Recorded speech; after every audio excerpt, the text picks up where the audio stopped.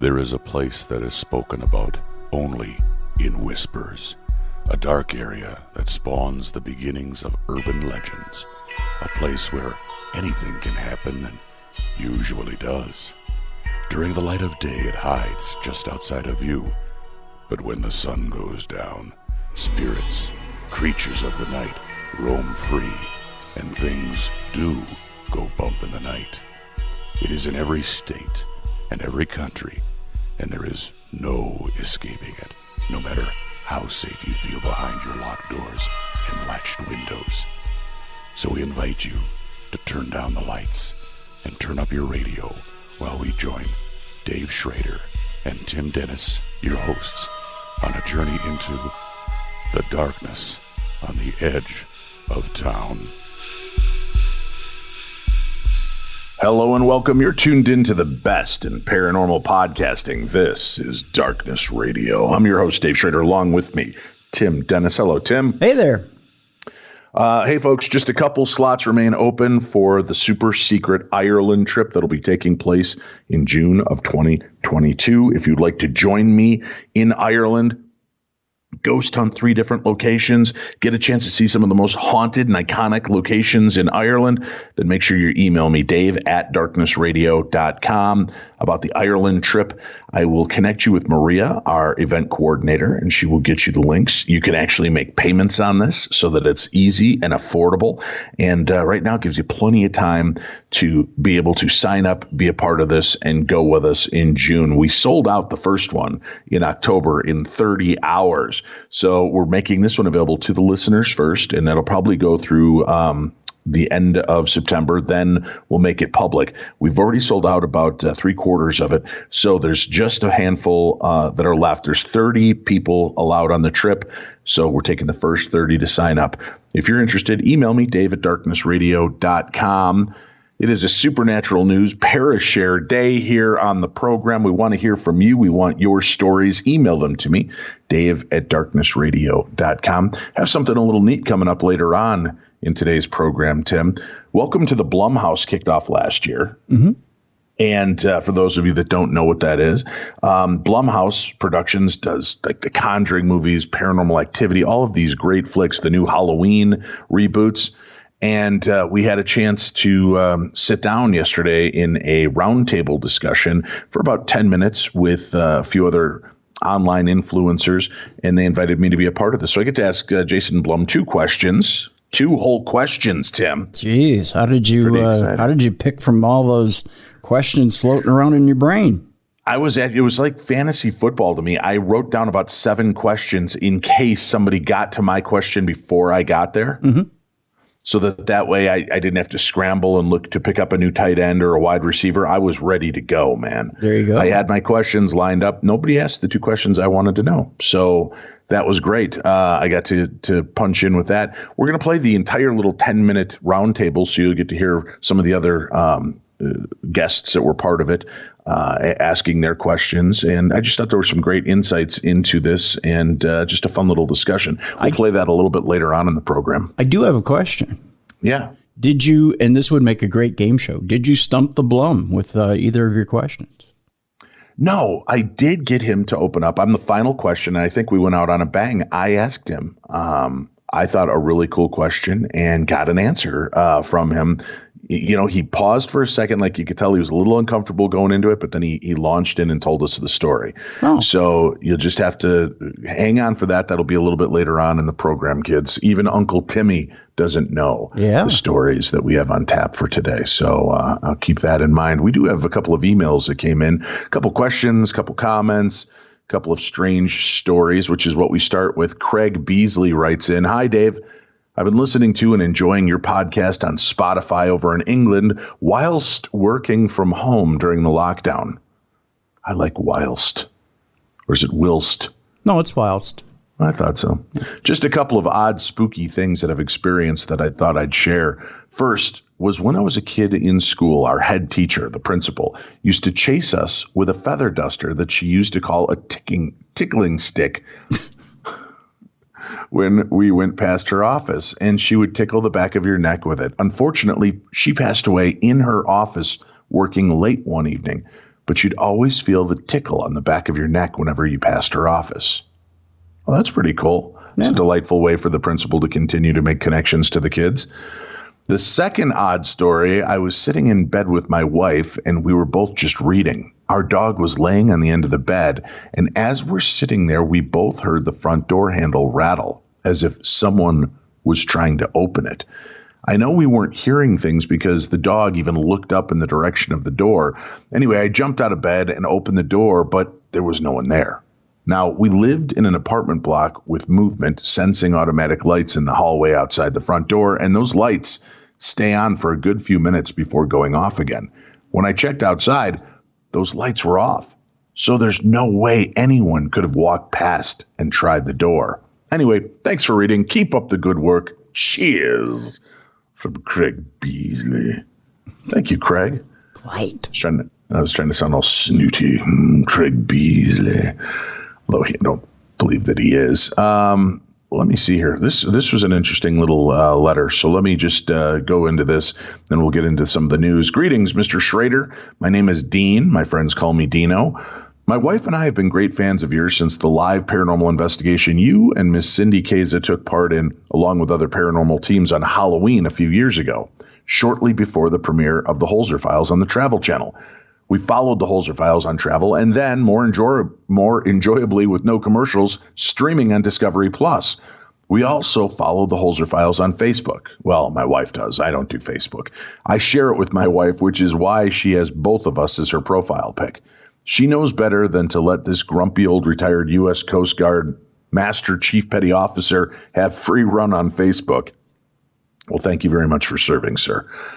I dealt well with things while on active duty, 29 years total, but some of my tactics, shall we say, were more colorful metaphors, wouldn't go... it is a continuation. I thought I skipped a line there. He says, I dealt with things while on active duty, 29 years total, but some of my tactics and, shall we say, more colorful metaphors probably wouldn't go well on Facebook. If you want to check out our profile to take a look at us, since we know what you and your team look like, here's our page. Very cool. Thank you. We'll check that out. He goes, I'm writing to you for two reasons. First, I found your email on Darkness Radio webpage. The first reason is already out in the open. We love you and your Holzer Files team. The cases that Mr. Holzer investigated are amazing. And to see his cases reopened with your modern technology leading to more findings is very gripping. We have just finished streaming all the previous episodes of the Holzer Files and most sincerely hope that more will be coming soon, especially now that Discovery Plus streaming service is up and running. There should be more than enough room for many more seasons of your great show. We also loved your revisited episodes, for lack of a better way to describe them, though they only aired on the Travel Channel proper, not on Discovery Plus. We enjoyed hearing your comments on the investigations after the fact, especially that one where those hideous tarantula-like things just came down from the ceiling while you were in pitch black, and they only showed up on the IR cameras. All right, I have to stop there, Tim. Okay. You can tell who's afraid of snakes and spiders by the way that they generally describe things. These huge tarantula-like things lets me believe that the writer of this email might be uncomfortable with spiders. Just a little because they were not big tarantula. They were just little spiders, but they were dropping down from the ceiling during the episode at the Morris Jumel Mansion when poor Shane, hashtag poor Shane, was down in the basement, and you would see them kind of drop down and climb back up there. So it was really wild, and we couldn't see any of that because it's pitch black. The IR cameras have the light, and it's beaming on it, so it's catching all of that weird activity. But I promise you, my dear friend, they were not tarantulas. They were just regular, common, everyday bitey spiders. Now, as one who is arachnophobic beyond description, boy, did I call that one. Even at my age, I found myself peeking through my fingers in horror with goosebumps all over my body while watching that one. I was surprised that you, Shane, and Cindy didn't have much to say about those things, especially considering that from one camera angle, it looked like there was a huge 8-legged creature dangling right next to your head. I would have needed to be carried out on a stretcher, possibly CPR after suffering a coronary in that situation. We hope to see more of those commentary shows soon as well. We know COVID has thrown everything for a loop, but hope that you can get back out there opening more of Mr. Holzer's cases and bringing more of what he uncovered to light. And in all honesty, we would love to get everyone's autograph on a group photo one day, and that group includes Ms. Holzer and Mr. Roth. Well, they're very hard to get because they don't go out and do public appearances that often. Alexandra's on the East Coast, Cindy's on the West Coast, Shane's in the Deep South, and I'm up in the close to the UP here in Minnesota. Right near that Texas-Canadian border. Yeah. So we're spread out, and it's hard to get all of us on one sheet, but I wish you luck with that. Now the bad news, my friend. And I picked this letter specifically for this, Tim. Mm-hmm. How many people follow me on social media? Unbelievable amounts, right? And I keep getting private messages saying, we follow you religiously. We follow your social media. We listen to your radio show all the time. We haven't heard any mention of a season 3 for the Holzer Files. What's going on? So it's in that case, most of those people I can go, oh, you're a big listener, are you? Oh, yeah, we listen to every episode as soon as it comes out. And I said, well, we've been mentioning for about 3 months that the Holzer Files was canceled. So I don't know how great a listener you are, or if you just have it in the background and it's mind candy until that moment that you tune back in. But sadly, Holzer Files was canceled. Or I shouldn't say canceled. It was not renewed. Canceled sounds so ugh. At this point, it was not renewed. Cindy Keza and I are out filming a new TV series, and I am in a hotel right now, so you may hear the staff vacuuming and cleaning outside. I don't allow them in my room, my sanctuary, Tim. Whereas if you hear noise on my end, it's just my red room of pain right next to the studio. So yeah, exactly. Yeah. So Cindy and I are filming a series. Shane just wrapped up a new series he was filming. All of these programs should be available sometime in 2022. Cindy and I are still with Discovery Plus and Travel. Shane is with another network that I'm not allowed to say. But if you chill, you'll find out eventually. That's all I can say. So sorry to be the bearer of bad tidings, and especially for all of you devoted listeners who never miss an episode and are just now finding out.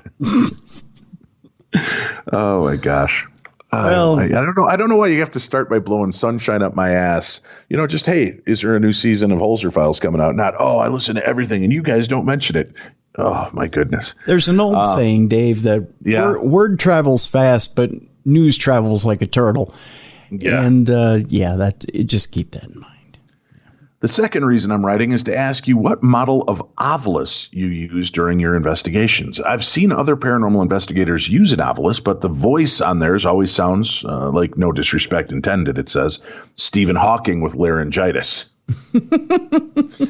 Theirs also offers one word at a time, while yours is the only one I've heard with a normal sounding voice and also has spoken more than one word. In one episode, I can't recall which one off the top of my head, but your Ovilus responded to a question with, of course, and the response had inflection.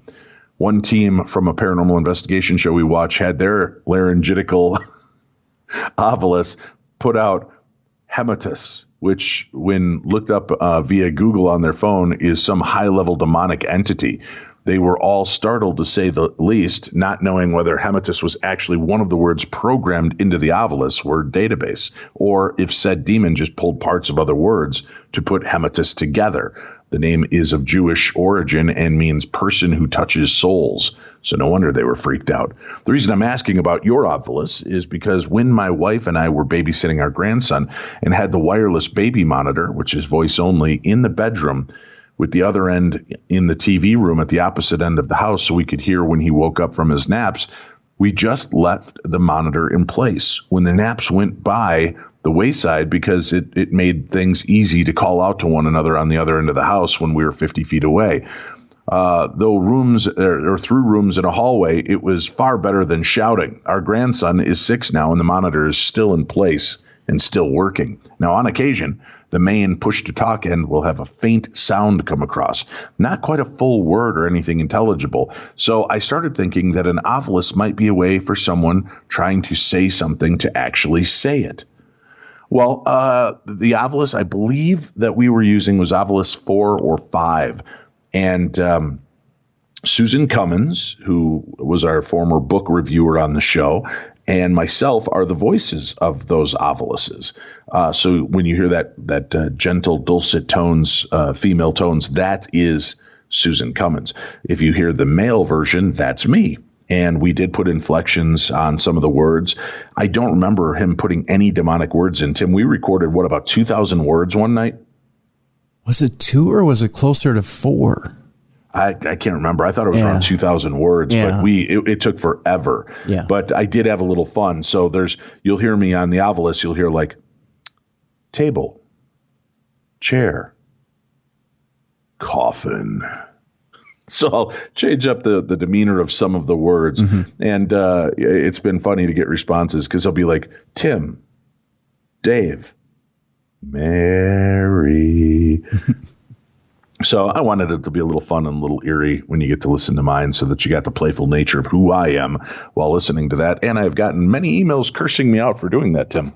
Oh, good. Because nothing worse when your name is Mary and you're in a haunted place and it starts calling your name out like that.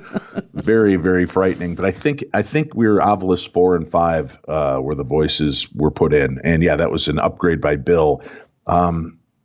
Yeah, that is the concept that they're trying to speak. And I don't think that it's set to say like a multiple set of sentences or multiple words, which means it's even more impressive when it says, of course, because it's taking 2 different words and piecing them together to make a complete sentence or to make a complete statement.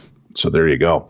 The reason we just said that part is, okay, then we think it may be Our Lady in Blue. She's quiet spirit that we've seen since we moved out of or into our home back in 1989, our second home in Virginia Beach. We've seen her numerous times, both inside and outside the house. Now, outside, walking through the front garden bed like any normal person, except for the fact that any normal person wouldn't be able to navigate the Chinese snowball and hydrangea bushes as swiftly and silently as she does.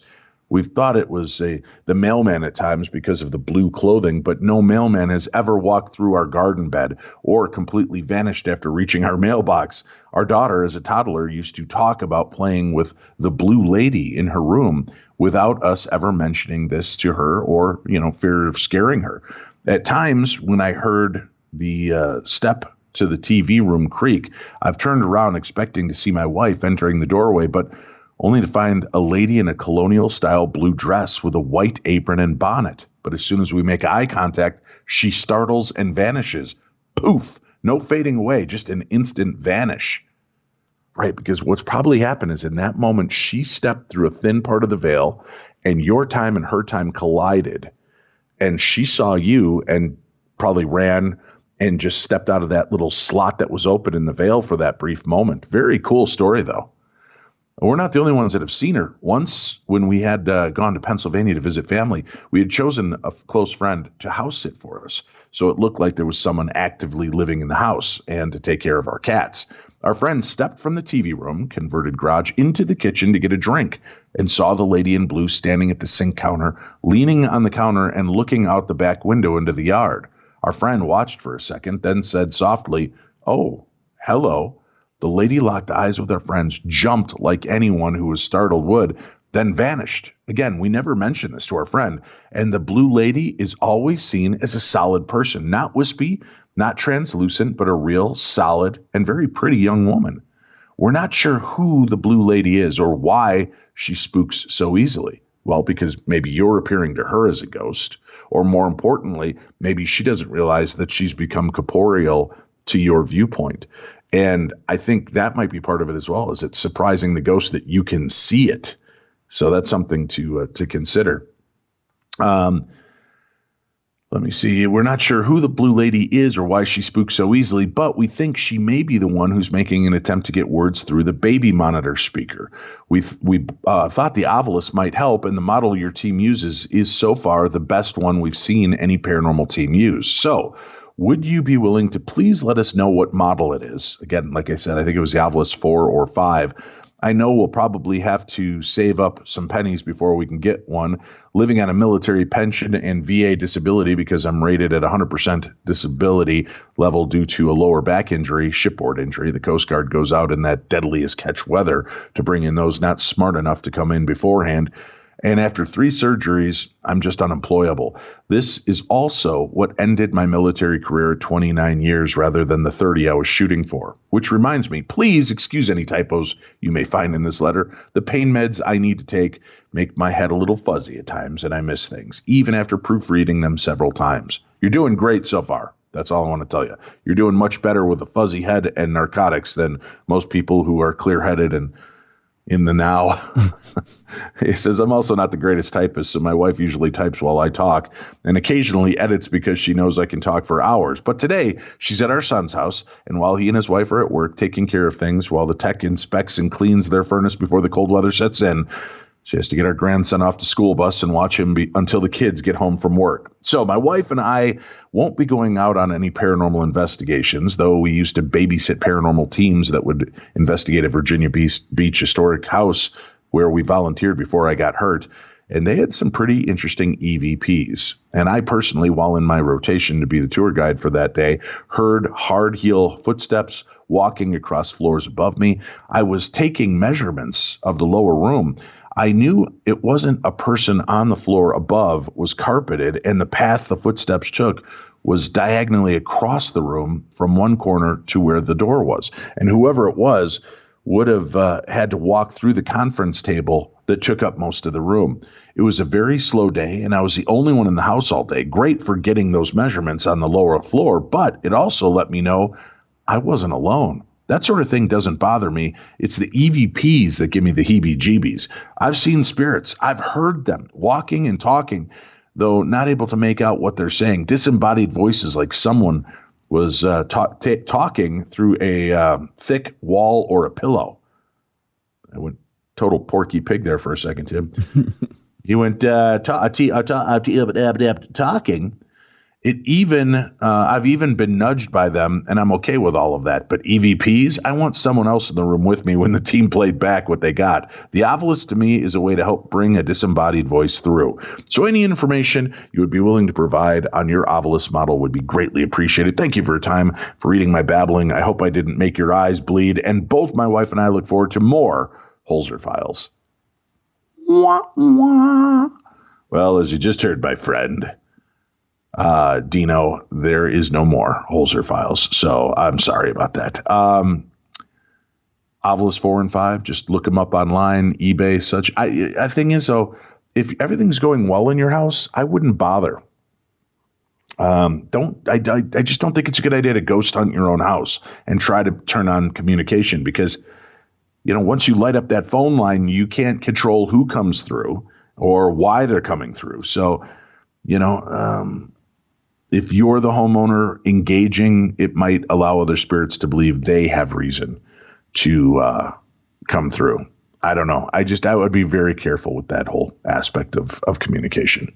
Yeah, if you have an amicable relationship, I don't know that you should irritate it any further. Ooh, amicable. Yeah. I like that big words. Hey, Tim, we have back-to-back stories today. Yep. Loch Ness Monster spotted again, this time on drone footage.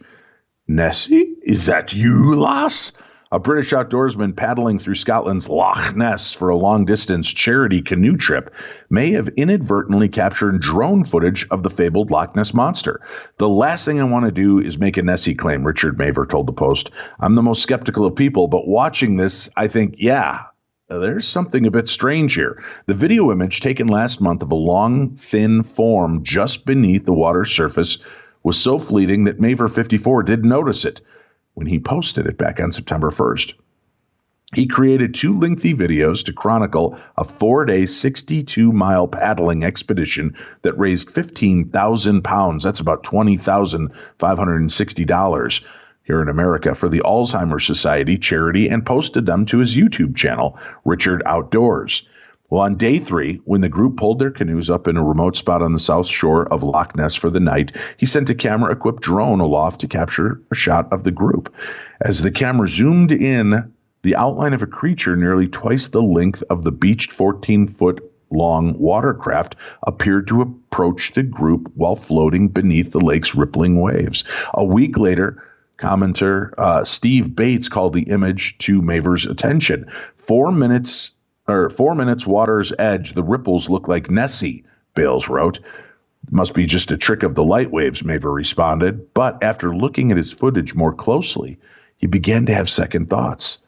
The more I watch it, I think, crikey, Maver told the Daily Record, there really wasn't anything in that area that it could be. I had to rewind and fast forward several times, Maver told the Post, recalling that he had seen no driftwood or any other large objects in that water.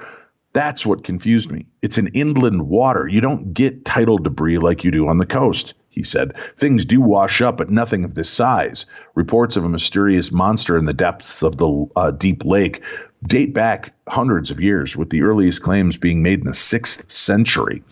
And the shape captured by Maver's camera bore an uncanny resemblance to a plesiosaur, a sea creature from the dinosaur-dominated Mesozoic era that has long been associated with the elusive Nessie. In fact, Maver's group was traveling with a bright green stuffed Nessie toy to serve as the expedition's mascot.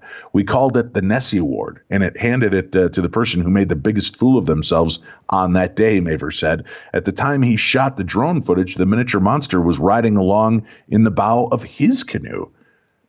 So that was the story that broke, but the footage is pretty cool. You do see something, and it does look like it's underwater swimming up.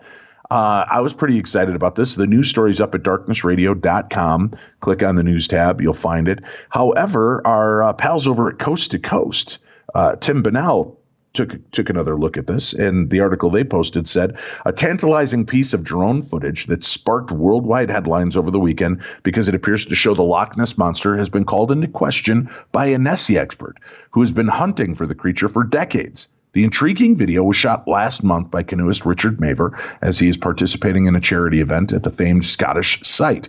After uploading in the vlog about the experience to YouTube, one of the viewers noticed, as we said, something unusual in the water that seems to resemble the iconic creature said to lurk in Loch Ness. Specifically, Steve Feltham, who has famously held watch at the site for the last 30 years in hopes of capturing a glimpse of Nessie, offered a blunt and confident assessment of the video to a British media outlet. Hoax. No question about it, he declared. I've spent many hours as a passenger in a microlight flying over the loch, trying to spot a silhouette in the dark waters, and things just do not show up that clearly. Beyond his own personal experience, Feltham put forward a rather compelling technical argument for why he believes that the drone footage is a well-crafted fake. He explained that Maver had actually duplicated a few frames of the shot to use elsewhere in his travelogue video, giving us a perfect before and after shot. And as one may have surmised, the Nessie only appears in one instance wherein the footage was used, which Feltham rightly indicated was impossible. Online sleuths were also able to track down an image that matched the submerged creature seen in the drone footage, leading to the conclusion that the canoeist had overlaid some film of Nessie image into his drone shot sequence. An explanation of how this was done can be seen in the video by the channel Para Breakdown. Likely having seen all manner of hoaxed videos over the years, Feltham seemed to have a grounded perspective on the whole affair. Yeah, that's really surprising to have the guy who's really kind of dedicated his life out there, or is it bitter, apples that this guy's been looking for 30 years. This guy goes canoeing and catches great footage. I don't know. The video is up on our website. You can go check it out for yourself. It's darknessradio.com. Click on the news tab, and you'll find that information. Hey, Tim. Yep. We got an audio daily double in a second here. It's been a while. Discovery Plus has released the first trailer for the upcoming supernatural horror series called The Haunted Museum. The series comes from Ghost Adventures paranormal investigator Zach Baggins and director Eli Roth. The series will tell the stories behind the haunted artifacts that Baggins has filled his haunted museum with in Las Vegas. The series will blur the lines between fact and fiction to deliver fans terrifying tales. I've been to the Haunted Museum, and it's a pretty awesome experience, the author of this article writes. I think making a series about the artifacts that reside there is a great idea. It looks like it'll be a lot of fun. Now, per the press release, an enthusiast for all things haunted, Zach has amassed a collection of thousands of creepy artifacts from all around the world, exhibiting across a sprawling 30-room, 14,000-square-foot mansion museum. Here, brave visitors come face-to-face with a plethora of spooky memorabilia that span paranormal legends, true crime, Hollywood pop culture, and haunted history. But among these relics are a group of items that are particularly sinister, including nightmarish experiences, fainting spells, chills, convulsions, scratches, and disturbing bad luck. Now, these cursed objects take the spotlight in the Haunted Museum as Zach and Eli Roth join forces to tell their ominous stories in a frightening format. Roth, of course, the modern master of horror and creative force behind such films as Cabin Fever and Hostel, along with his accredited team of writers, present these frightful tales behind Baggins' most feared items throughout innovative and evocative horror shorts. You can experience the supernatural scares behind Peggy the Doll, the Devil's Rocking Chair, Charles Manson's cursed television, an antique mirror with an evil attachment, the Westerfield doll, a wooden tribal cursed statue, spiritual equipment that may be a portal to a demonic dimension, the Demon House staircase, and the infamous Dybbuk box. Baggins said in a statement, "While all the collectibles in my museum have a dark and unusual backstory, these items are especially fearsome because of the intense evil energy that they contain. Their power is scary as hell, and I've never seen anything like it. Eli Roth is a mastermind at authentically evoking this terror and the very fear brought on by these objects through this incredible visual storytelling. The horror is palpable. This is the scariest thing you'll ever watch." Eli Roth added, "Never before have I ever been involved as a producer in a project this scary. I believe this show could go down as one of the scariest anthology horror television shows of all time. I was very excited to bring these terrifying stories to homes in time for Halloween. So working with Zach has been a scream. He was so helpful in guiding the stories of these horrific objects that most people would be too scared to even look at. There's never been a show where you can see a terrifying story and then visit the real cursed object in person after, if you dare. I stand behind my claim that this will be the scariest show you will watch this Halloween season." So let's go ahead and give a listen to that trailer for The Haunted Museum, October 2nd. Each of my prized Haunted Museum items has a story. Tales of terror so frightening, so real, they demand to be told. It's so hard to know what's real and what's a dream. Friend, he's telling me how it feels like to die. The Haunted Museum with Zach Bagans. New series streaming October 2nd, part of October on Discovery Plus. So that looks pretty cool. I'm excited to take a look at it. I've been in the museum, and of course we did the second Halloween live special with Ghost Adventures from their museum. And what's his name? Josh Gates and I, good old what's his name, Tim? You know, we're real tight. Yeah. Mm-hmm. Yeah, we got to walk around in that place in the dark and hung out in the doll closet, just kind of soaking in the vibe. I bet you did, Tiger. Kids are calling it. Mm-hmm. What? Huh? What are you saying to me, Tim? Not a thing. Mm-mm. Like you wouldn't go into a closet with Josh Gates, that hunky son of a bitch.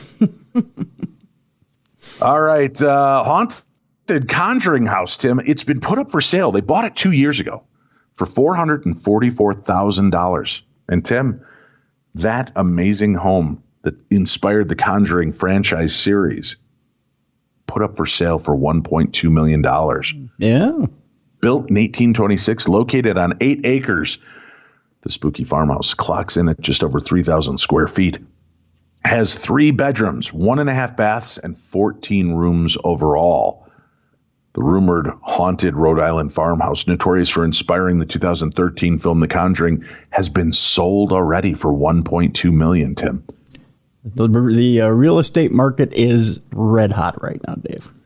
That's insane. $444,000. Now, this is what I think is funny about it. And I'm not meaning to poo-poo this in any way, shape, or form. But you buy it, you're finally allowing it to be seen on all of these different TV shows. I think it did Ghost Adventures, Kindred Spirits. They did the Dark Zone Live. There's just been nonstop advertising. So people have gone in there. They book it out for ghost hunts and tours. So they've made their money on the deal. Mm-hmm. And they're putting it up for sale. Now, somebody at the New Jersey Paracon that knows the owners said that the husband just got tired of getting up at 1 o'clock in the morning every night because people are trying to creep around on the property. Yeah. So, but I think it's interesting that they kind of milk that cow dry and then sell it for like 3 times what they paid for it. And then, so now the next person that goes in, I don't even know if anybody else would, it's going to be a while because it was so saturated. I don't know if anybody else is going to film a TV show there. Yeah. It might take a while for that to rebuild. But the nice thing is they did put out the groundwork already if you're going to continue to use it as an attraction of sorts.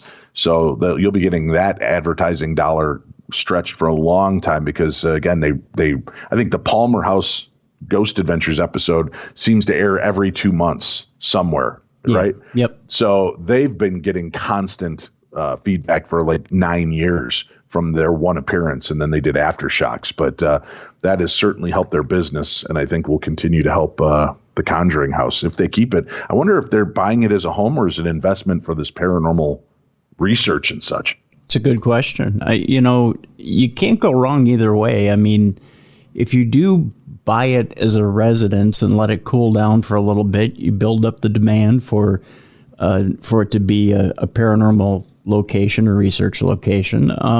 If you do buy it for paranormal research or buy it for a ghost hunting or tourism location, you still keep it hot and you keep it relevant. Yep.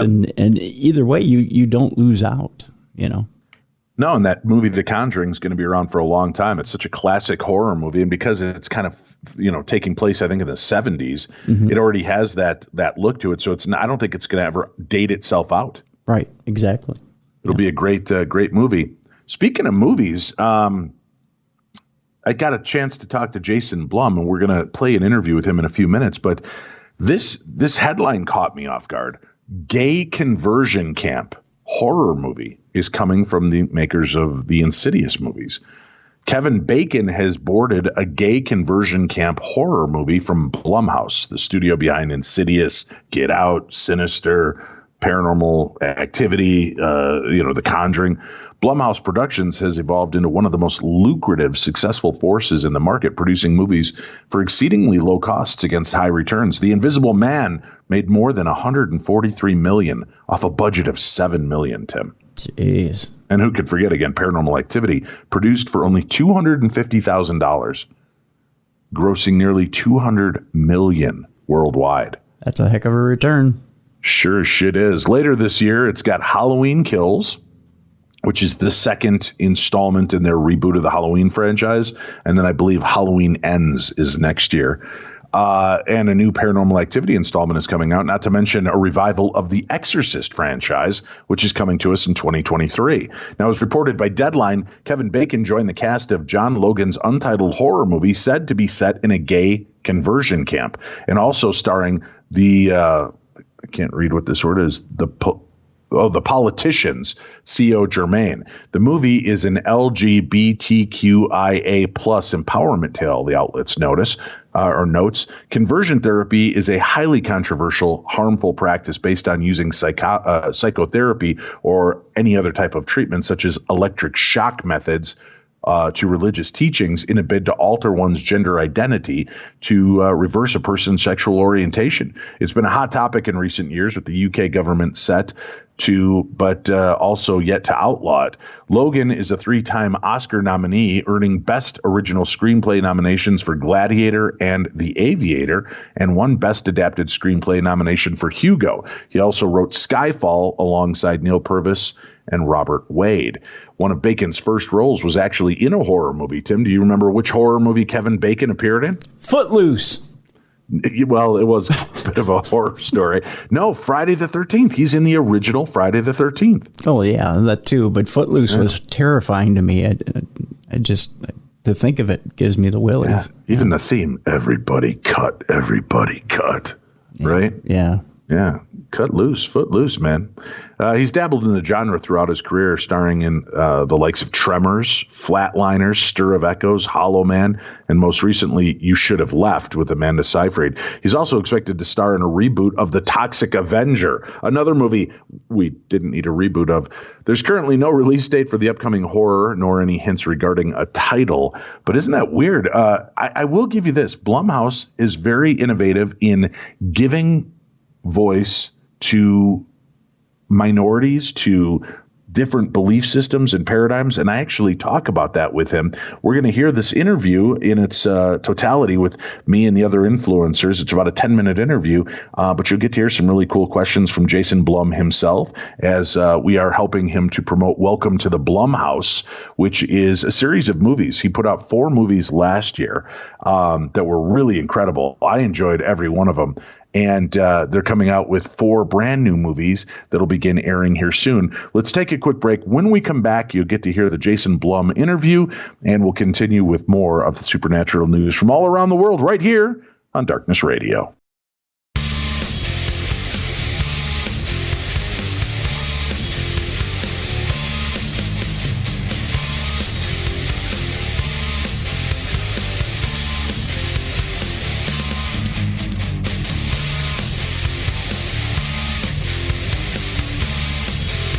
We are back. Welcome to the best in paranormal talk radio. This is Darkness Radio. I'm Dave. That's Tim. We're almost 16 years into the show, Tim. Can you believe that? No. Unbelievable. But we're still here kicking. You know who else is? Jason Blum. He has a program that he brings out every year called Welcome to the Blum House. It's a film series consisting of theme-related kind of anthological thriller horror stories. Developed by his company Blumhouse Productions for Prime Video's Amazon Prime Original Movies. And it's been announced as an ongoing collaborative between the companies. The films include distinctive visions and unique perspectives on common themes. The first 4 centered around family and love as redemptive and destructive forces, while the next 4 releases will center around institutional horrors and personal phobias. The first 4 films in the anthology series were advertised and streamable as double features. The first 2 on October 6th last year, followed by the next 2 installments on October 13. The series will continue with 4 more movies scheduled to be released here in October as well. Last year, The Lie, which I thought was a great movie. If you haven't seen it, as a parent, your stomach will be in knots through this whole goddamn movie, but it is great. I also loved Evil Eye. That was the other one of my favorites from that series. Again, I love getting a look at different people's concepts of the paranormal and different religions, different faiths.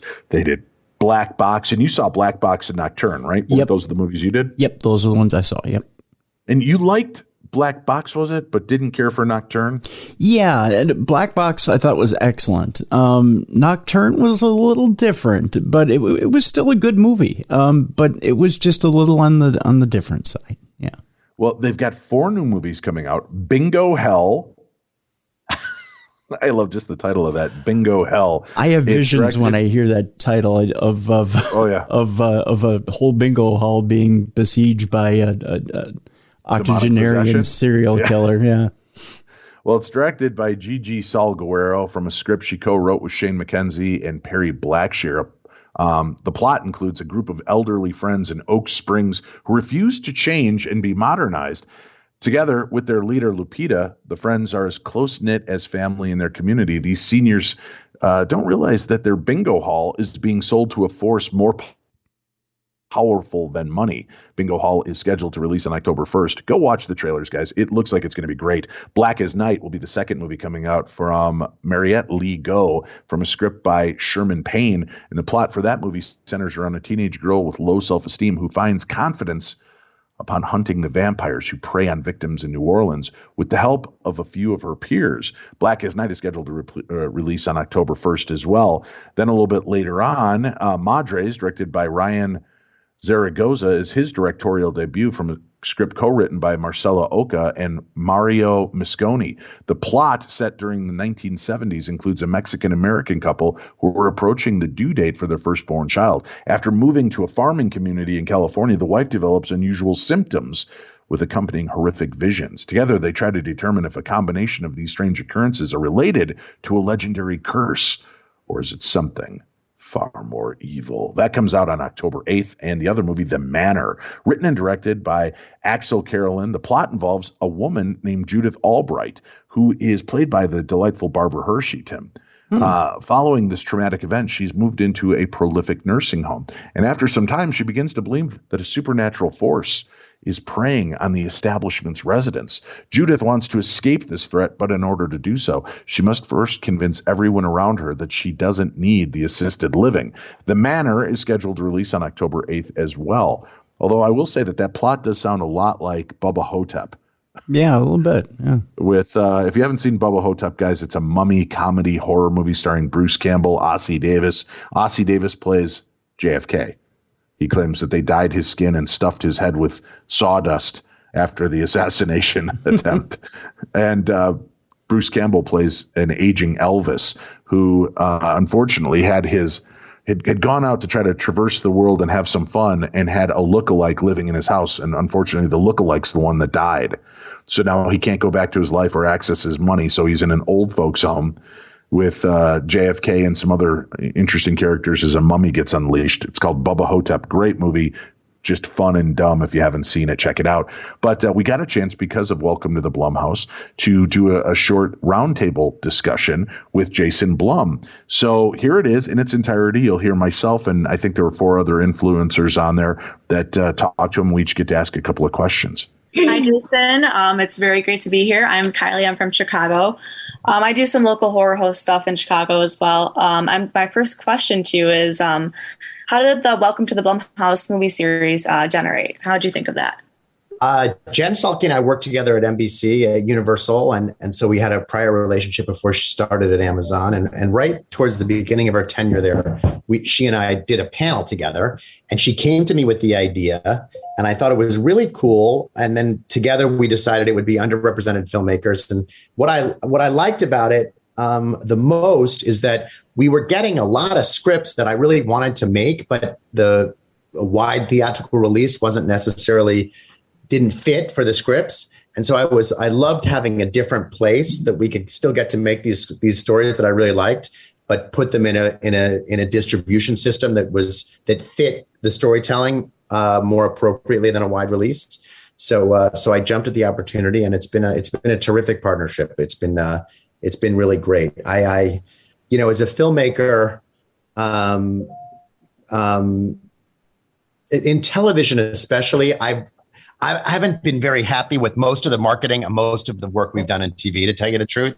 And this is one of the only things I've ever done in TV that I felt great about the marketing. And that makes you feel good as a producer, because when you make something, you want people to see it, or at least have the chance to see it. So it's been a great partnership. Sorry, long answer. Okay, it definitely keeps the horror alive, and it fills everyone with fear, including myself. Oh, good. Hey, Jason, Dave Schrader from Darkness Radio. And I just want to first start off saying thank you very much for giving a voice to different cultures and religions with the movies. And it's funny that you think, these aren't ones that would be wide release. And the ones that you're putting into this limited release, I think are better than 90% of the horror movies that get released from other studios. Well, good. I'm glad to hear that. It's great. I was wondering, though, are there any elements from these different cultures that really stood out to you as really terrifying?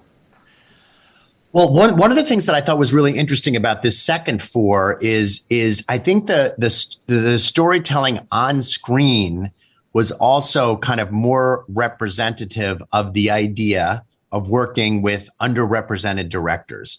The first not all the first 4, but the first 4 this batch of movies is not only from filmmakers who are underrepresented, but also they're about groups of people. The actual stories on screen are about marginalized groups of people. Right. And that's what I wanted. That's what I was hoping, is that this is not, it doesn't, not just that the directors didn't look like me, but that the stories would be about things that I don't think about, that aren't in or things that I don't experience, I should say, not think about. And that's what happened this time around. And I was very pleased about that. Excellent. Hey, Thank Jason. you. Oh, I'm Janet. I'm a makeup artist from Chicago. I'm also a big horror movie fan. So my question for you is, 3 of these films were directed by women, and all of them had women lead characters. Do you think that women bring a unique perspective to the stories being told and to the movie making process in general? Yeah, I think they do, because women make up more than 50% of the audience of horror movies. Women, especially theatrically, young girls drag their boyfriends, and even at home on streaming,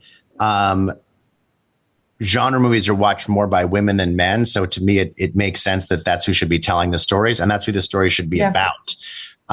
So I feel like that's very organic. It makes a lot of sense. And I didn't mandate that, but I'm pleased it worked out that way. Okay. So nice. Chris, you want to go ahead? Yes. Jason, you've tackled a lot of different aspects of different things in the occult and supernatural in all these films. Is there one in particular that you're still wanting to get your hands on and go, we need to do this type of movie? We've done vampires, we've done ghosts, we've done demons, but now let's do this particular monster. I mean, there's so many. I want to do werewolves. I'm working on a werewolf movie, but I haven't pulled it off yet. Love to do Frankenstein. I'd love to do with Friday the 13th what we did with Halloween and what we're doing with Exorcist. Yes. So they're I've got a very long to-do list, believe me. Like a mummy. I would love to see a really well done. I'd love to do a low budget mummy movie. Yes, they're so easy. Cool. Just the zombie advantages. Yeah. He's so cool. I'd love to do that. The Mummy is a tough one because it's like that movie was so big and there was so much light on that movie. So a few more years need to go by, but maybe eventually a Mummy movie too. Ellie, you want to go ahead? Yes. Hi, Jason. Congrats on hitting 100,000 followers on Twitter. Well, if you've been following me, this was the moment I've been waiting for. I'm at 101. I mean, it was so exciting. Blew up overnight. My wife is just, if I show how many followers I have to my wife one more time, she's going to divorce me. So my name's Ellie. I'm a special effects makeup artist. I work on Instagram and starting to work on film, actually. Oh, cool. So when you're presented with a new film, what is something that you always look for, or like your deciding factor for wanting to pick the movie up and produce it? Well, we look first and foremost, it has to be, entertaining and scary. But I think the other thing that we look for that's a little unusual, everyone would say that, is that we look for movies that feel like nothing that's come before them. And I think most other studios, they pick movies by saying, oh, this was successful, so let's do a movie like this. And we kind of do the opposite. It's like, this feels fun and scary and creepy, or all of those things, entertaining, and also feels like I haven't seen it before. Now, I can't say every movie that we've done feels completely original, but I think our batting average for movies that feel different is higher than most other studios. Mm-hmm. Completely agree. And Dave, you can squeeze one more in, and then we'll move to photos. Yeah, I'm just curious, Jason. So many of the actors from your movies have come forward talking about the fact that while filming, they had their own paranormal experiences. Have you personally ever had an encounter with the supernatural? I had one impossible encounter with the supernatural. I lived in an apartment on Crosby Street in New York when I was very young. It was a storefront, and there were three of us. We paid $1,000 a month. There were three of us. We were paying $362 a month a piece or whatever. And one lived in the front of the store, and one lived in the back of the store. And then there was a trapdoor, and there was a basement, which was the storage. And I lived in the basement. You couldn't stand up. I thought it was cool, but it was very grim. Anyway, I was in my bed. I actually had a full size bed backed up against. There was a tiny bit of room on either side. And I saw someone holding someone else at the end of my bed. They were not threatening and they weren't going to hurt me, but it definitely wasn't a dream. And there definitely was no one in the apartment holding someone else at the end of the bed. So I don't know what it was, but I certainly felt that it was from another world. That was a long time ago. That was 20 years ago, but I remember it like it was yesterday. It was more than 20 years ago, like 24 years ago. So that was cool. Great little opportunity to sit down with one of the masterminds behind the current horror movie vibe. And I don't know about you, Tim. I enjoyed again, I don't want to call it reboot. I mean, they're rebooting the series of Halloween in the sense that kind of forget everything that happened after the very first John Carpenter's Halloween. And now this is taking the new storyline. So you're jumping a timeline. It's like a parallel universe here. And we're seeing what happened to Laurie Strode through all these years. I enjoyed the storytelling. I thought it was a cool story. I'm looking forward to the second movie. However, my biggest complaint would have to be they gave away so much in the trailer for the new movie that it pissed me off. Really? See, I kind of like the fact that we have an idea of what we're in for when we go to. Right, but when you show in the trailer how he would survive that, and like the first 8 kills of the movie in the trailer, to me that just feels like, oh, what the flip? You know, part of the excitement of tuning into Batman, same bat time, same bat channel, was to find out how he got out of this situation. I don't want it given to me in the trailer. So that really honked me off. But I'm of course going to go see it. Mm-hmm. But it looks good. And the next year, I guess, Halloween Kills. And I would be interested to see Blumhouse take on Friday the 13th. I wouldn't mind even seeing their take on A Nightmare on Elm Street. But I also think that there's enough good movies, and he's proving that with these Blumhouse movies that he's putting out into the Blumhouse, that there are enough original great ideas out there from first-time directors, writers, and producers that I hope he continues to do that and make them available. Watch them on Amazon Prime, kids. They're really worth the time and effort. I think it's pretty cool. Yeah, I like the spin that Blumhouse puts on some of these classics, although as I'm listening to the interview, I'm thinking, there are some territories that maybe you should just kind of leave alone. Like The Exorcist? Yeah. I think that classic speaks for itself, and that's kind of timeless. I think the problem is that they see, first of all, the companies, they continue to own those properties, but sometimes it's hard when you watch some of those old movies. The storytelling is great, but sometimes you're so pulled out of it because of the outfits and the way they talk, which I've heard complaints about. But then I laugh because then you look at movies like the Conjuring series, all take place in like the 70s and 80s, and people are dressed and talking, like that anyway. So it's, I get it, but I don't get it. It's just a weird vibe. But I think, I really hope they keep pushing the envelope with newer scares, newer stories and horror. Well, that's the thing. I mean, and we've talked about it before on the show, the fact that there is a lack of originality. And I understand that people fall in love with certain characters and they want to see new material with older characters. And you can develop new stories with those beloved characters. But at the same time, we also need to develop new legends and new characters that people can fall in love with. Right. There's the old saying that there's only, 12 stories, and you can develop new spins on 12 stories. The fact of the matter is that you can develop new characters that people can fall in love with. There are those talented writers out there. They just need to be found and brought into the fold, and there need to be executives out there that are open to hearing the ideas. Right. And like Jason Blum, that's what he's doing with these, into the Blumhouse features, giving a chance. And I applaud him for that. Yeah. I told him, I said, it's a shame because he's considering these low rent. All of his movies are pretty cheap to make, and he turns huge profits on them. Mm-hmm. And from what we used to report on the fact that he had a bunch of movies that didn't get released because, you could make so much money on one movie that he could greenlight 10 of them. And if they didn't turn out well, he'd just bury them. Right. Well, I wonder if these are some of the buried gems that it was just like the network, the major distribution centers were like, we don't want a movie about gay conversion therapy or a movie about bingo halls, but he has a new way to put it out there. Right. And, with the streaming services, giving those movies a chance. And I'm sure recouping his original investment to Amazon for some of these movies has got to be paying out for him. But I just thought it was great that they're giving voice to these different stories and opportunities. And, like I said, The Lie and Evil Eye were two of the better horror movies I've seen in a while. And I think that his low budget, low rent movies are better than a lot of the high class, like the new Candyman reboot. I just didn't think needed to happen. I didn't enjoy it much. It was okay. I would have rather seen something new and innovative like this.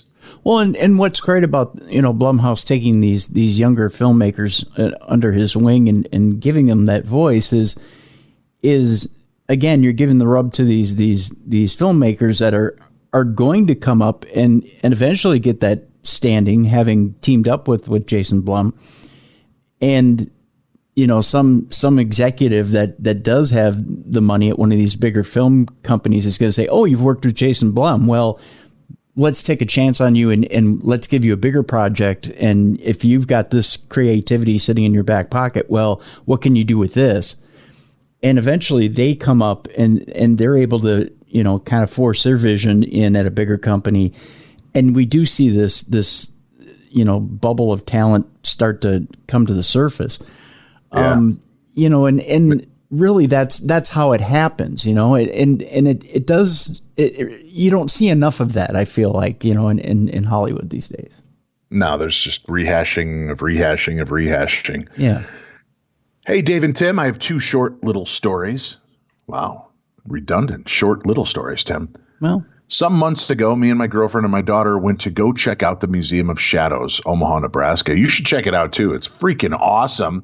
You like dolls. They have over 1,000 haunted dolls, it seems like. This is not about the dolls, though. We were in the basement part of the museum. 3/4 of it was some of the normal haunted stuff you come across, and the other quarter was the demonic stuff. You are required by the museum to apply holy water to enter, so I did. My girlfriend had our daughter, and she was so scared to enter, so I went. I crossed the barrier and read on some of the items. They have placards on every single item telling its story. I came across a pot that was used by 2 brothers to cook human remains for consumption, if I remember right. I moved along to the other side where there was more stuff. I was looking at the jar of dirt from Ed Gein's house, and suddenly I hear a ting, the sound of a cast iron pot lid. I looked over to my right, and my eyes fell on a pot. I was like, no way. I went back over there and heard another ting, but the lid did not move. It felt like it was coming from inside the pot. The call's coming from inside the pot, Tim. Inside the pot. It's a classic movie, Tom. Yeah. My second short happened last Thursday when I was at clinicals for nursing school. I was waiting for my preceptor so I could give meds to my assigned patient. I happened to be standing right by the crash cart waiting patiently there. I heard a breathy exhale voice say, "Hey, how are you doing?" A shiver went up my spine and I looked around. I was the only one there. All the other staff was attending patients or in another part of the floor. I'm going to try and investigate and see if the crash cart is the culprit discreetly next time I'm near it. Enjoying the book. Happy early Halloween, and that comes from Charles. I don't know what book. Maybe my book. I don't know. Interestingly enough, on a side note, I don't know if you saw this in his stories or not, but you have the gram. Most everybody does these days. But in Zach Bagans' Instagram, he was talking about how he gets sent all these haunted dolls. And there was one in particular that was, I think he had put in a closet, and his father was at his house, and he started talking to this doll that was talking from inside the closet, and he had this thing pretty well secured. It was a wild story.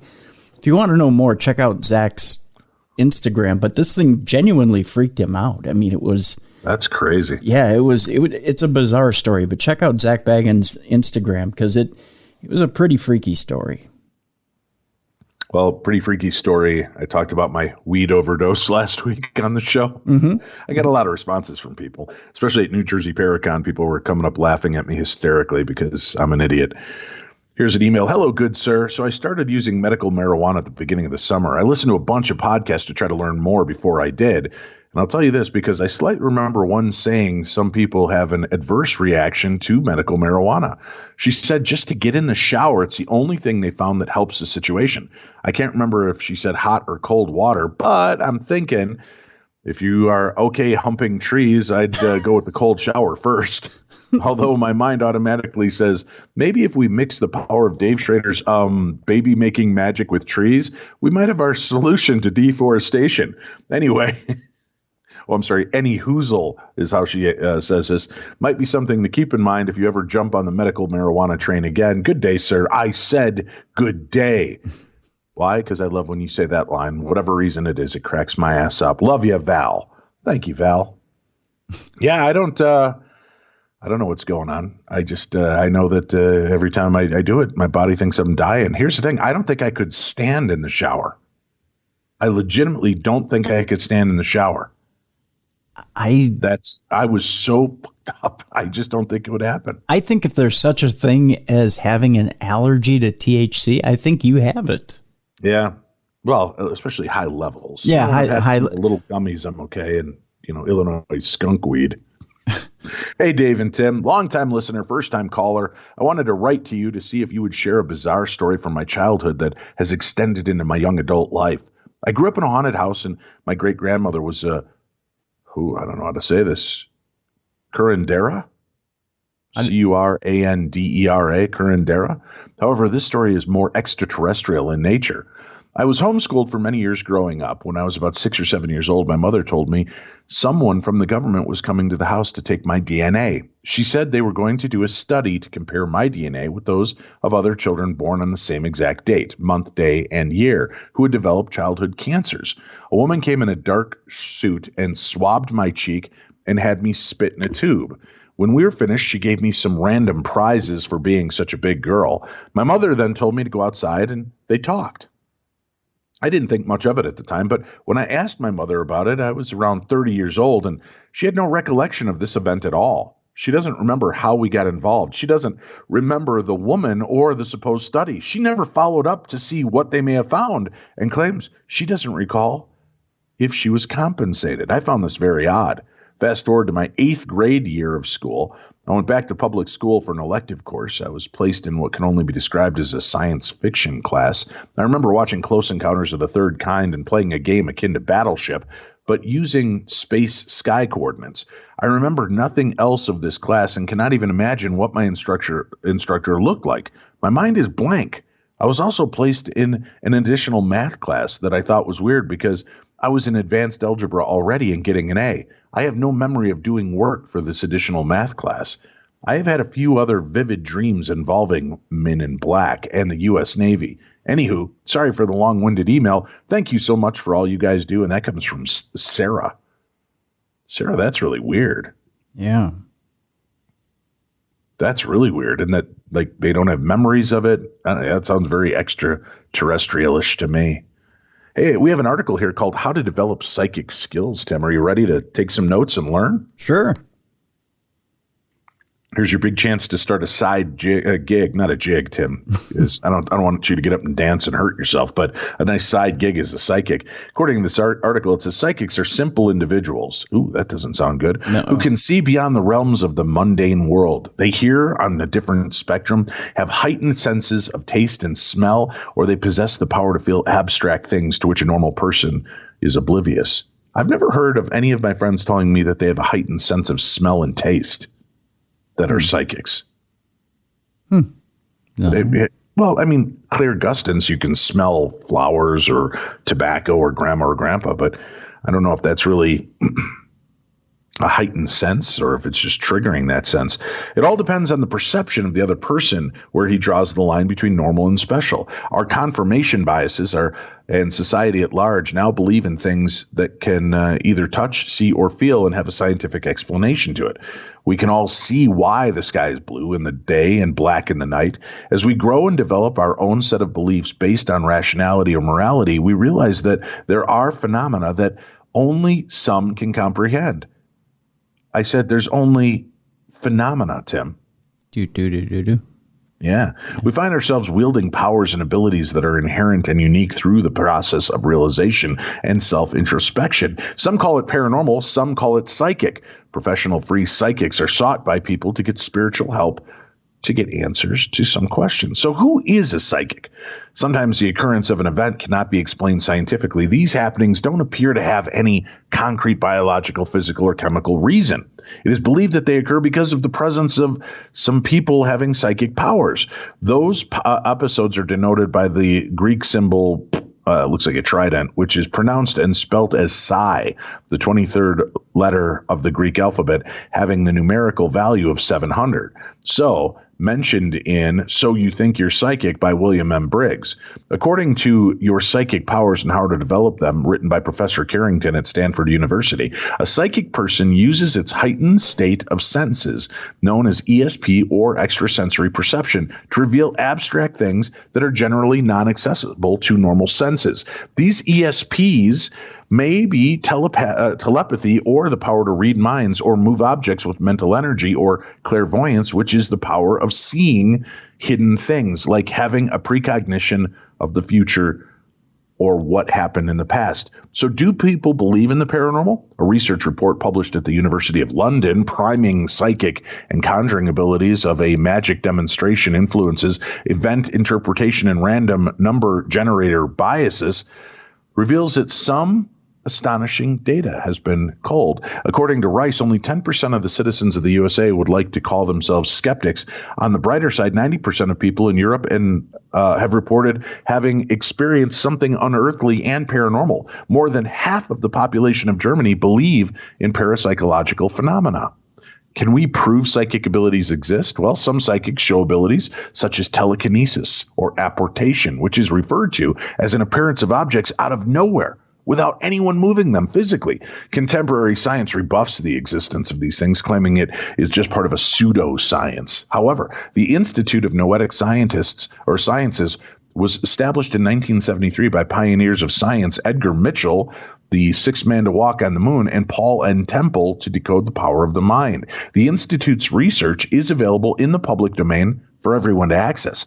Their research relies heavily on the principle of noetic sciences. And noetic science is a branch of metaphysics where the power of intellect is studied. The Institute and the noetic theory find special mention in Dan Brown's The Lost Symbol, where Peter Solomon's sister successfully weighs the soul of a man, which was inspired by a real-life experiment by McDougall. He claims it to be weighing exactly 21 grams. So, as of now, there is no cogent experiment to prove the existence of psychic abilities. But for those who believe it, there are some ways to invoke or improve them.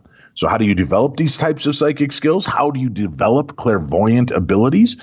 Well, clairvoyance is the ability to see things and identify them without seeing them with actual senses. Go to a bookstore and head to the history section. Take any random book and count any random number. Try to discern the first alphabet of the first number on that page. Write it down and go to page 37.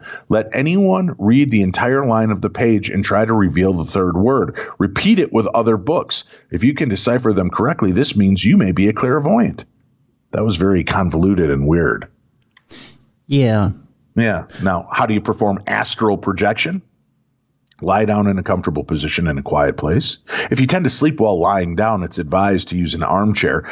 There should not be any distracting light or noise. You may put on some light music without any beats for assistance. Focus on your breathing and try to imagine you're in a protective circle and white light is flooding around you. Start counting backwards to relax. Take your mind off from distracting things. Repeat this exercise, and after some time you may feel that your body is moving and you are seeing colorful stars in front of your eyes. Gradually start projecting your thoughts to move around in the astral plane. Visualize coming back to your body to come out of that trance. And the last part of this is how to develop precognition. Some people believe their dreams hold prophetic value. To enhance this, sleep and dream, write down the number that first comes to your mind, 1 to 6. Roll a die later in the day to see what you got. Repeat this for a few days and have a food item of your liking whenever you dream of getting the right number. It is believed that developing precognitive skills are related to some reward or danger. Instead of eating food for every correct guess, you must choose to inflict pain on every incorrect guess, like standing arms up for half an hour. Repeat this exercise 20 days and record all that happens. If you dream of guessing the right number, congratulations, you have the gift of precognition. These exercises are also subject to randomization and probability. All due care and caution must be taken before the exercises so that the mind may not get any subconscious hints. Try to apply your powers to the concrete world, but be aware of using these powers for materialistic gains, as it's believed that doing this may actually hinder your power. So if you'd like to read more about this and see the links that they include in this article and get those tips and hints again, you can find it at darknessradio.com. Click on the news tab and you'll be kept up to date with us. All right, let me try this real quick. I'm going to try this psychic thing. Phenomena. Yeah, it works. Yep. Phenomena. Yep.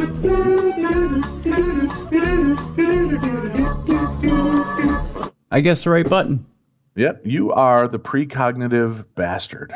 Look at this. All right. Now let's see if I can get this story to pop up. All of a sudden, my system seems not to want to work for me. Let's go. We'll go with this one. A 2-year-old girl says a ghost broke her leg. As a parent, in this article, it says, I don't take too well to someone bullying my daughter, and I'm sure that other parents feel the same way. In most cases of bullying, you are dealing with another human being, right? Imagine if it was a ghost that was a bully. How would you fight the paranormal or explain to your child how to protect themselves?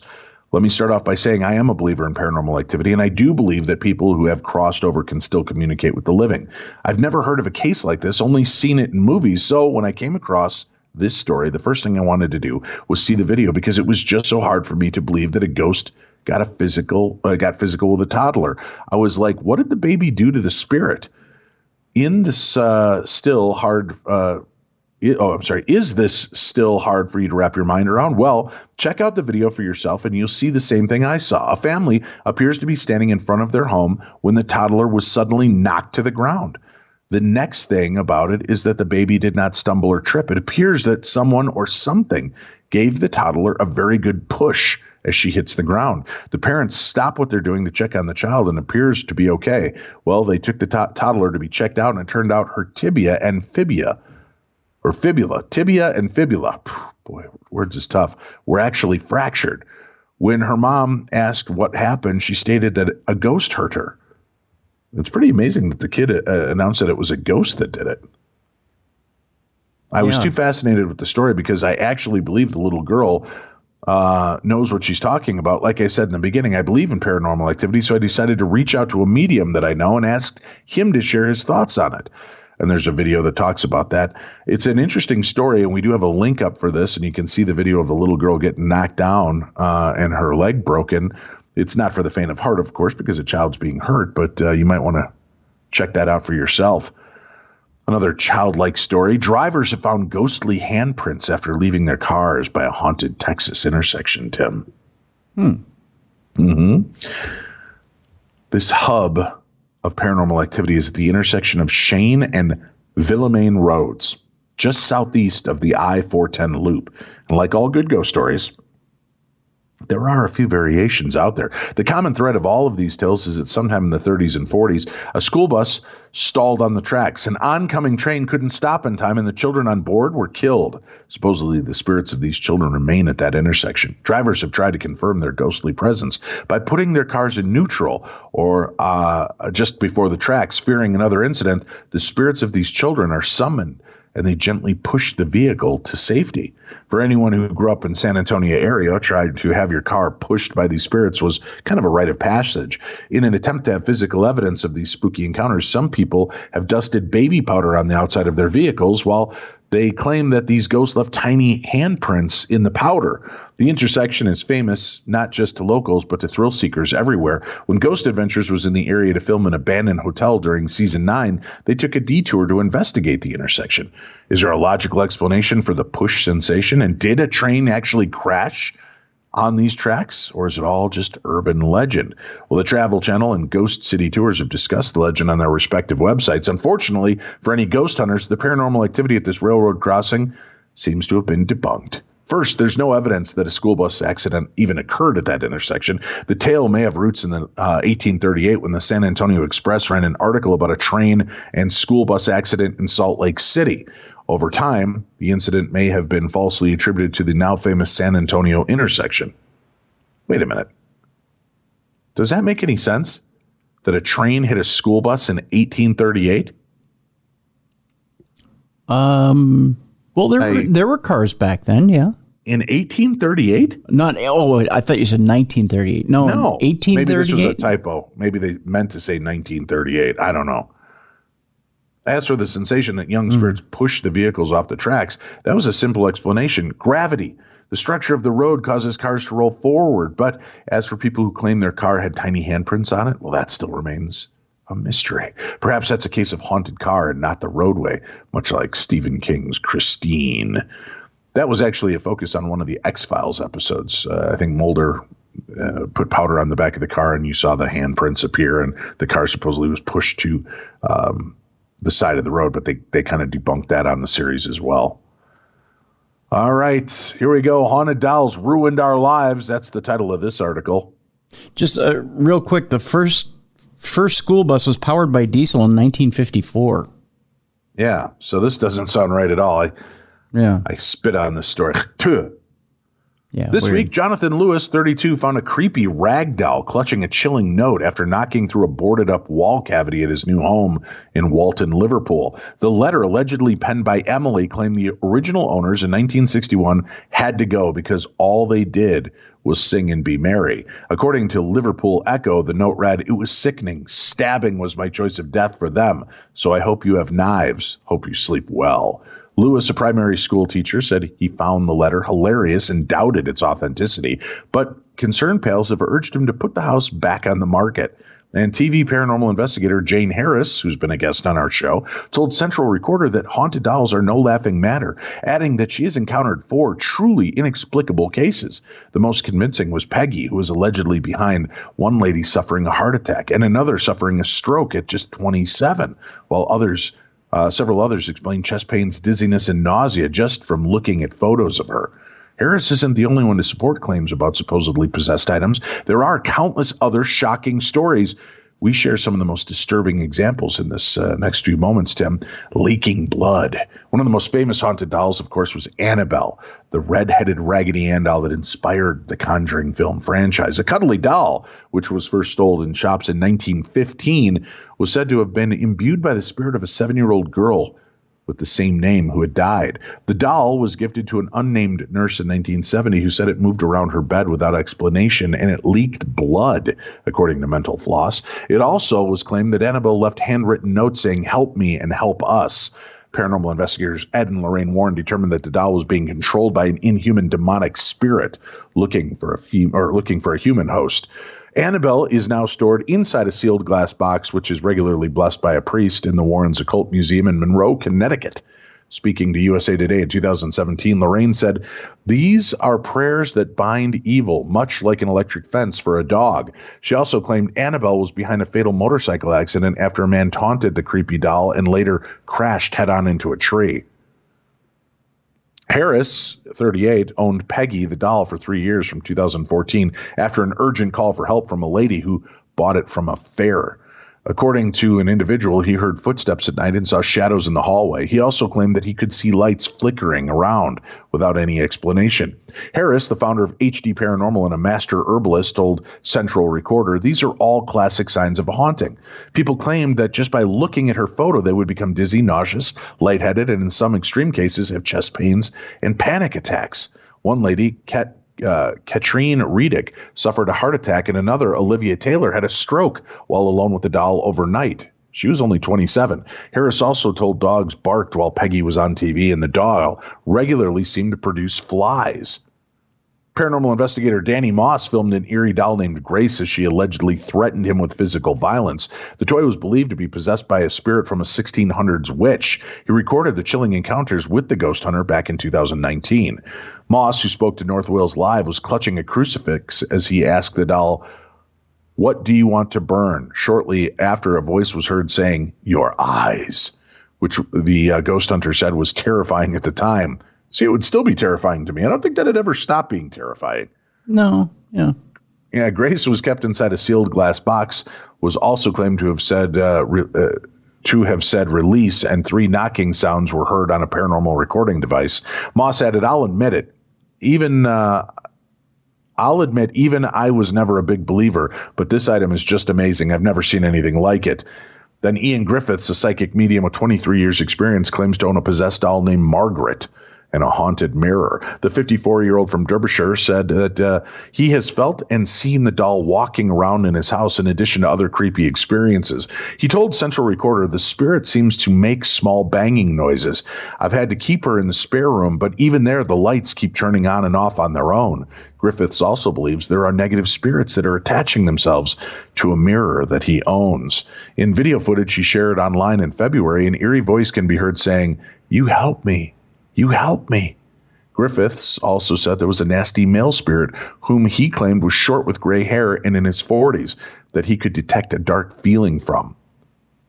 Ozzy Osbourne claims to have been affected by the paranormal world after he bought a replica of a haunted straw-stuffed doll named Robert in Florida. The Black Sabbath star was warned that some people who purchased the doll had posted it back to the Fort East Martello Museum, claiming that the dolls were also haunted. In 2020, Osbourne blamed the doll for his troubling health conditions, including a spinal injury following a fall and his Parkinson's diagnosis.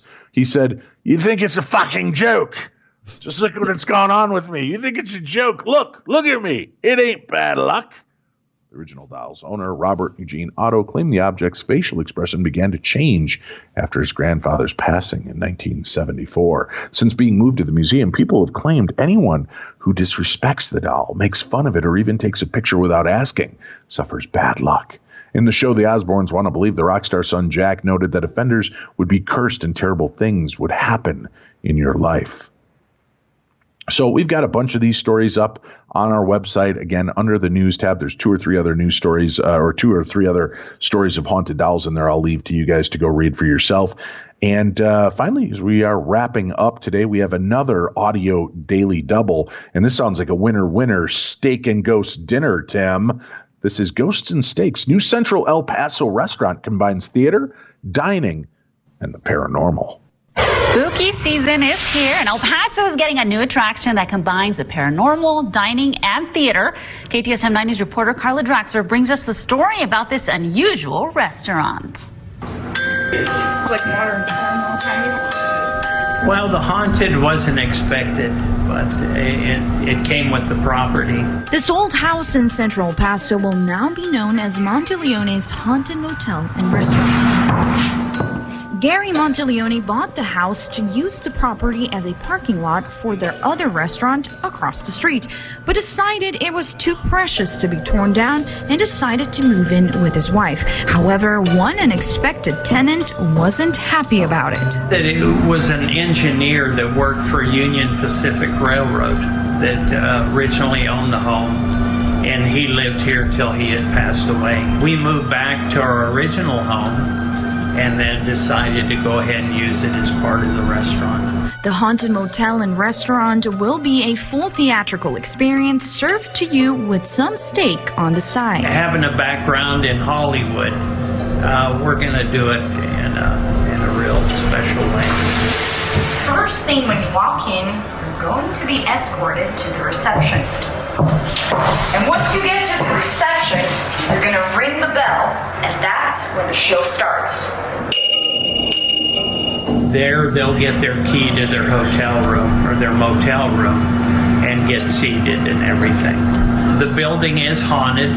You're going to probably experience a few extra things that you're not expecting. Monteleone says he is already casting his staff and working on a script that will involve some fun facts about this house, but he says you'll have to find it out yourself once the place opens up in October. For those couple of hours, just to enjoy yourself, relax, and just have a great time. And make sure you look behind your back twice. You never know who might be watching you enjoying your steak. All right, I think the part of the story that was the weirdest to me is that she referred to it as Oaktober. Yes, Oaktober. The good old Oaktober. Well, you know, when you're doing the wood fire steaks, Dave, the oak fired steak is the best. So I thought maybe Oaktober came after like birch timber. Yeah, that's best time of the year, you know.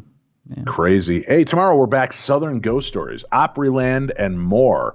Our guest Alan Searcy will be here to navigate us through haunted buildings and tourist attractions along Pennington's Bend and the Cumberland River. We're going to hear some of the crazy ghost stories, some of the haunted locations.